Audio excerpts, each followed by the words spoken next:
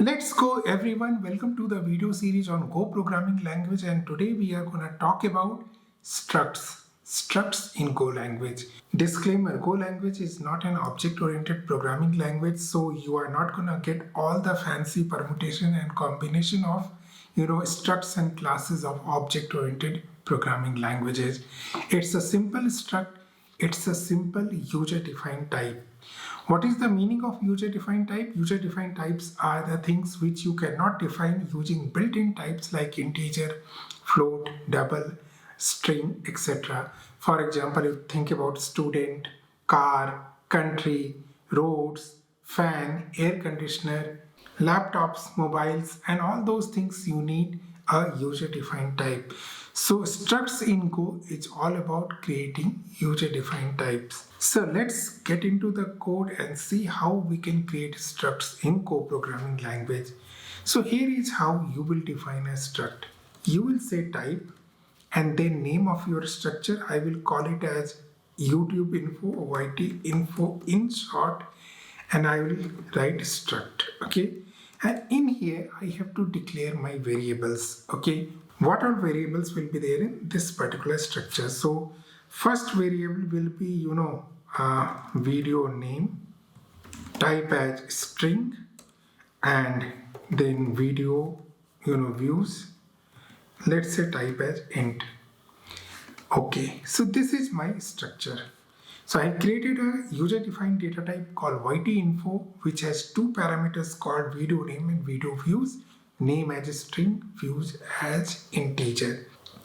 Now you can use normal Go language constructs just like you are creating variables to create an instance of this particular structure.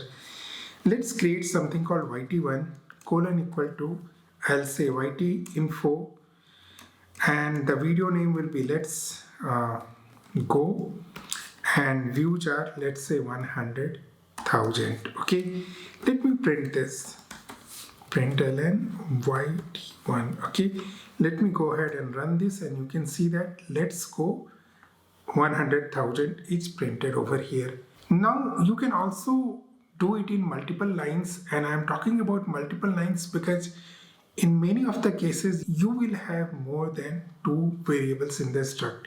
So here is how you are going to do it in multiple lines.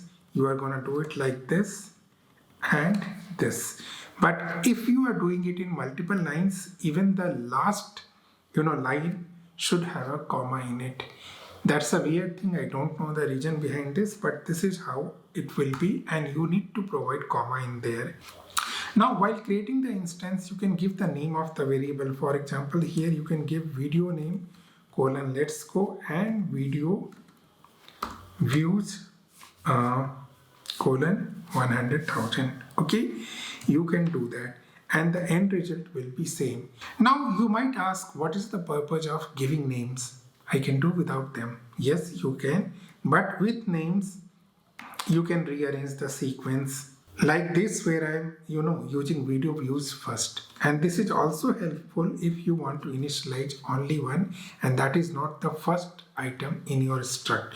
So in this case you will see empty space, which is the by default initialization of any Go variables, and views which are 100,000. So this is the way you create your structs. You can also say var yt1 as ytinfo, and here you can say yt1 equal to, same as any other variable initialization in Go programming language. Now you can also create arrays of your structure just like any other variable. Let's say I will say yt as array of 2 ytinfo struct. Okay, and here is how you are gonna use it. You will say yt0 is equal to this ytinfo, and when you print yt, you will see first element which is initialized. Okay, let me initialize yt1 also. I'll copy this, paste this, I'll say yt1, and I'll say let's assume Python as a programming language, and let's assume it is having 200,000 views, and you can see both let's go and Python is printed over here. So if you can create arrays, you can create slices also. Let me convert this into a slice using make. I'll say yt info and length is 2, capacity is 8. So end result will be same, but the good thing is that you can increase the number of elements in the array. So I can just copy this, and what I can do is that I'll say yt dot append, I'll say yt, and I'll just let it be like this. I'll mark it as C++. Let's see how it prints. It is now printing Go, Python and C++, all three of them. So till now we have created basic struct. Let's assume that we want to use this in some other struct also.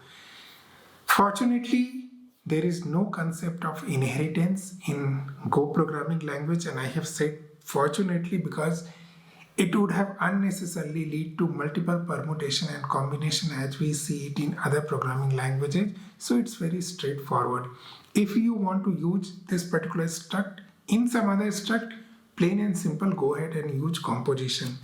So let me create another struct called type yt2 struct, and in this yt2 I want to use yt info, okay, as it is, and I also want to add when the video was created.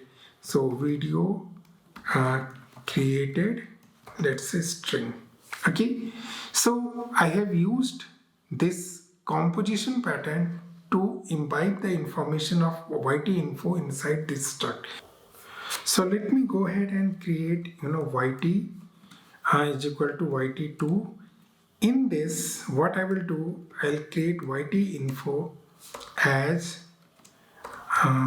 let's say go, views are 100 and date is August 2022. Okay, and if I go ahead and print that, things look fine. Yep, go 100 August 2022. Now there is something very interesting that happens over here. In case the names are not clashing with each other, the inner composition is promoted, which means that if I want to see yt info video name, this is the general way I can see video name. Okay, go, but there is no video name in the yt2 struct, and if I just use it as it is, I'll get the same thing because this gets promoted as part of this struct. This is unique to Go. Okay, so in this way you don't need to say dot and dot kind of thing. You don't need to go through all the scopes. If the names are unique, it will be promoted to be part of this. So these are the basic uses of Go structs. We will talk more about structs in the next video. I do hope and believe that I have explained the things in the easiest possible way. Thank you all. Thanks for watching. We will meet again. Until the next time we meet, good day, goodbye. You take care.